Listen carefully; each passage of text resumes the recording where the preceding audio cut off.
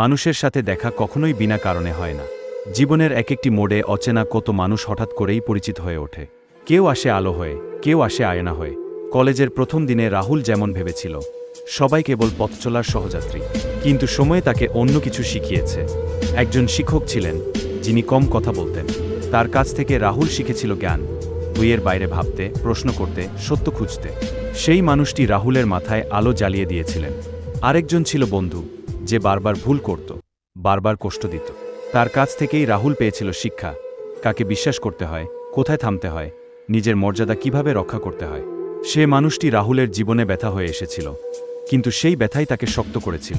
জীবন তখন বুঝিয়ে দিল, সব মানুষ আমাদের জীবনে থাকার জন্য আসে না। কেউ আসে শেখাতে, কেউ আসে জানাতে, আর কেউ আসে আমাদের বদলে দিতে। তাই কাউকে পেয়ে আনন্দিত হও, কাউকে হারিয়ে ভেঙে পড়ো না। কারণ যাদের কাছ থেকে আমরা জ্ঞান পাই তারা পথ দেখায়, আর যাদের কাছ থেকে শিক্ষা পাই তারা আমাদের মানুষ বানায়। মানুষের সাথে দেখা সত্যিই বিনা কারণে হয় না।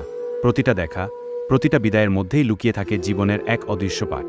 আমাদের স্টোরিটা ভালো লাগলে ফেসবুক পেজটা এবং ইউটিউব চ্যানেলটা অবশ্যই ফলো করে রাখো।